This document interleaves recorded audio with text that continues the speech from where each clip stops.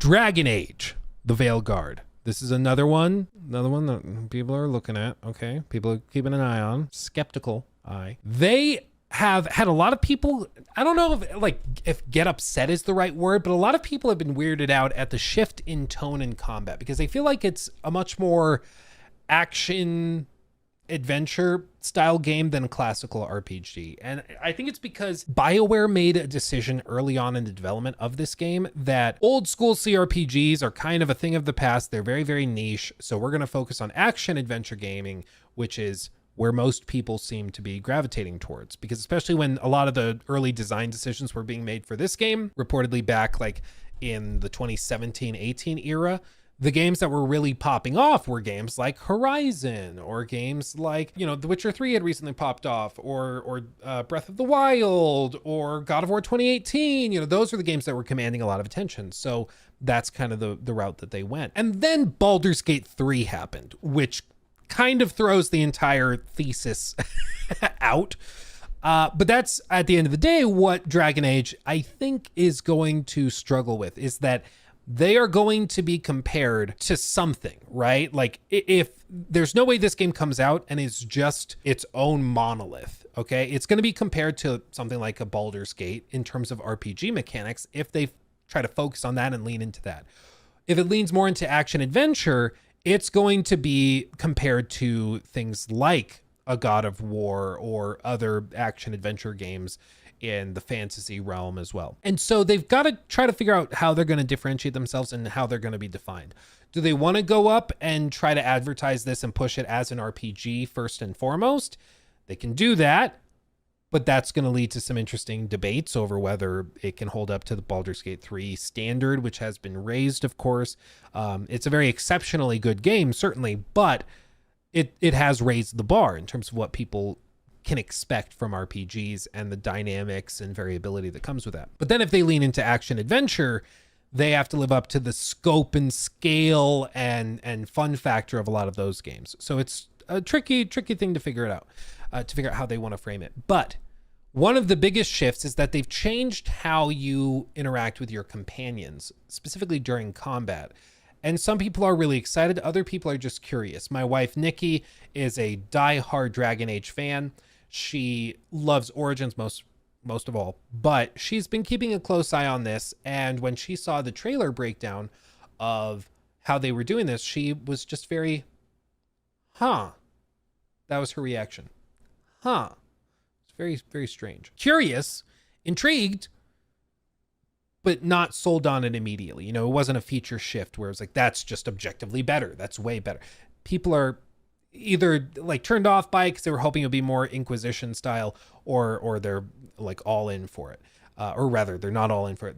They're suspicious. Nobody's really all in based on what we've seen right now because we haven't really seen gameplay deep dives on it. But as you can see, Dragon Age the Veilguard won't let you control your companions because you can't handle it. Quote, this is a much higher actions per minute game, which, hearing this term, actions per minute, that's something that like game designers will look at on spreadsheets and stuff. It's like, okay, how many actions per second or per minute will keep a gamer engaged? I've done those videos on like the 40-second rule of open world game design, where how many seconds should be between points of interest for players. And it's like, for some games, 15 seconds. For other games, it's 40 seconds or this or that. And they pace it that way based on their data, based on what they see from players, how they're responding to stuff. And that's how they balance it. And that's something where it's also like done in a spreadsheet basically, but it's what informs the final game's design. And in this case, it seems like they have specifically reworked how many actions per minute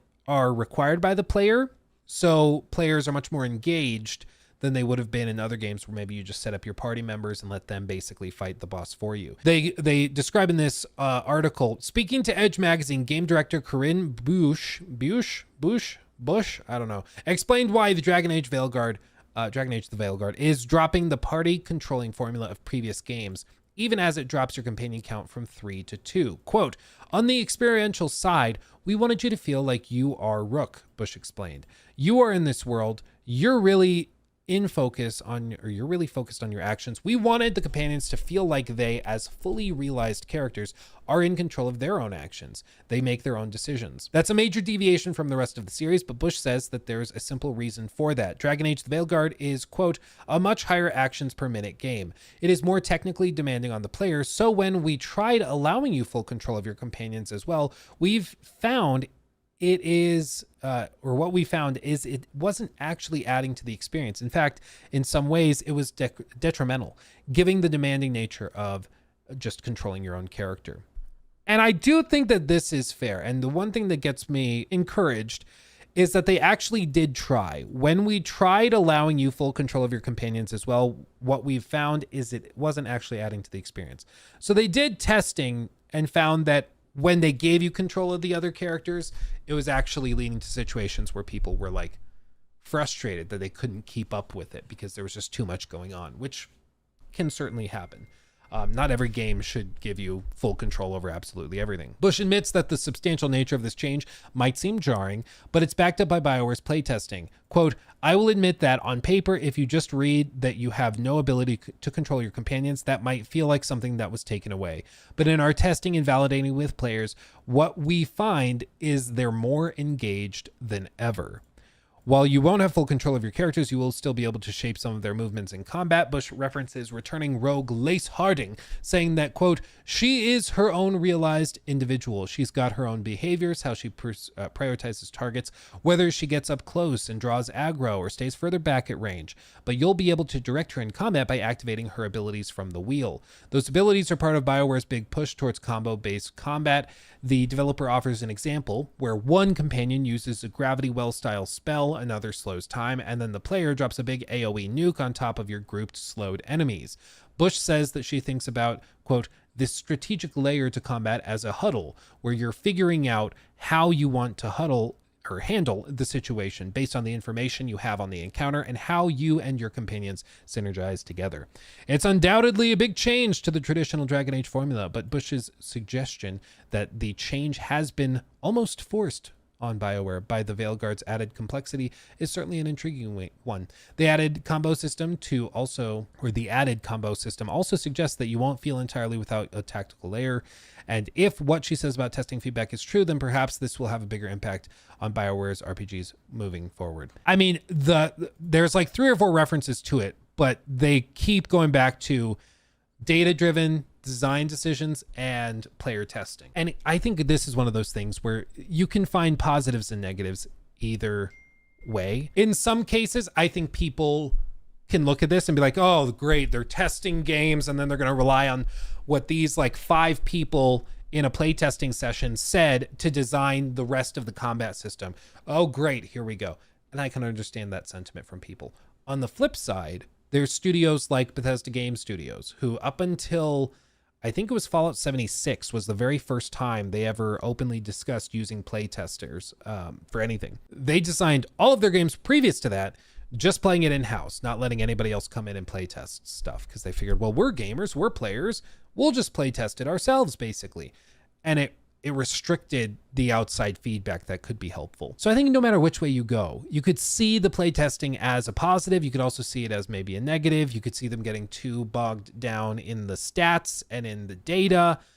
And on the flip side, you could look at it and be like, oh, well, they're not discussing it enough. Maybe that's another layer of complexity. Maybe that's also part of it. But at the end of the day, to me, it's something fresh. It's something they seem excited about, which is good, because it seems like the last 2 games, they were made under sort of duress and with very strict guidelines from EA higher ups that were like, you have to make a multiplayer game. You have to use this engine for Andromeda, even though you don't want to. So to hear them making changes and making decisions based on what they think is at least fresh. As for whether it's the most fun or it leads to a game that's really, really engaging, I'm not really sure, but I'm certainly not turned off by it. And here's like, I think maybe the biggest part of this. Inquisition is a game that did win Game of the Year. That is true. Okay. It did. The first year they did Game of the Year back in 2014, they took it home.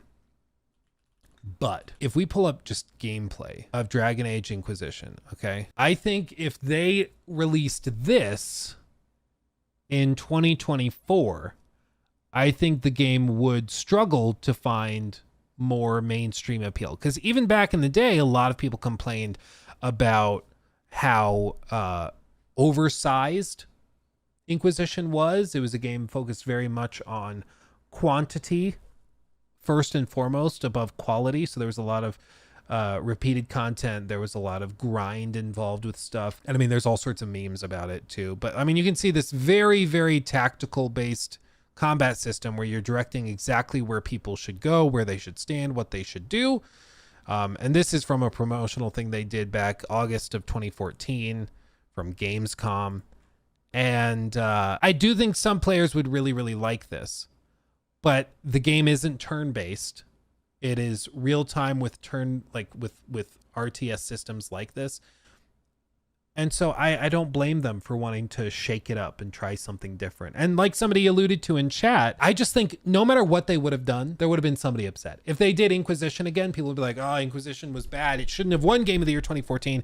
It just won it because there was nothing else really that year that was solid. So that's why, but the combat in Inquisition was very bad, and like they shouldn't have copied it for this next one. So I think people would have been upset if they did the same combat systems they had with the previous Dragon Age games. People would be like, oh, this is really outdated. And somebody in chat was even saying BioWare's never really been known for their amazing combat systems in games. That's not really why you're playing those games. You're playing them for the stories and their RPG systems, which is also true. So I think it was kind of damned if you do, damned if you don't. Change it. I'm hoping that it ends up being fun to play and it actually converts into something that's a little bit more robust.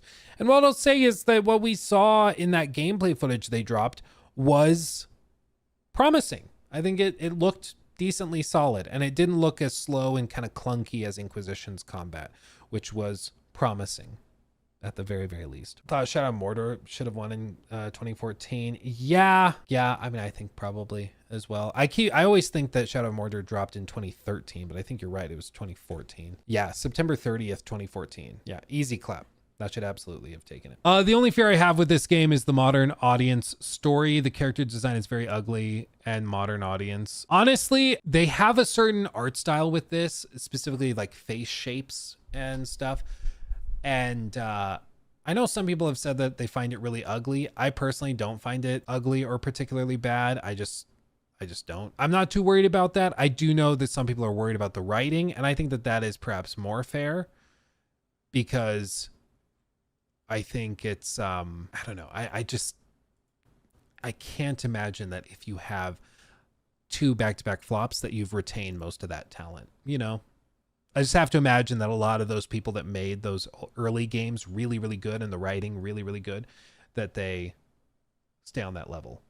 It's a cheap looking cartoony over the top style. Yeah. I mean, it is a style without a doubt. I don't find it to be a turnoff, but I can understand why some people might. It's one of those things, like if you don't like the art styles in like the Persona games, yeah, you're probably not going to like magically start liking Persona games. And you shouldn't feel bad for not liking the art style. It's totally fine. It's just not your cup of tea. That's fine. But I just personally, I kind of like the look and the vibe of it. But I do know people that will just not play a game because they don't really like the art style, which is an unfortunate reason to miss out on a game that's otherwise potentially good. Like, who was I talking to? It was my old buddy that I used to work with at Best Buy. I ran into him and we talked for a while about games. Oh man, it's going to drive me crazy. Oh, it wasn't Darkest Dungeon or anything, but it's one of those games that had like some 2D art style to it. And it's a really solid game, but he just didn't touch it, even though it was right up his alley because he just didn't like the art style. And it's really too bad. It's really too bad. Okay, I was turned off by the art style. Gave Persona 5 a go, and now I'm a convert. I want to play their next game this year now too. Yeah, dude, it's just some people are like that, and that's fine. It's natural. If you don't like the visual presentation of a game, that's a big part of it. Like that, that is part of the game. It's how it's presented to you, the player. And if you don't like how it's presented, yeah, you shouldn't be surprised if somebody doesn't want to play it. But in this case with Dragon Age, like my frustration with Dragon Age so far is that people are like, I don't like the art style, therefore it's woke. And it's like, can we just stop using that term to describe anything you don't like, please? Like, it means nothing if you use it all the time, okay? Like if it means X, but use it all the time, it ends up meaning X minus Y. Like it just doesn't convert anymore. You know, it's going to lose potency. He took my thing.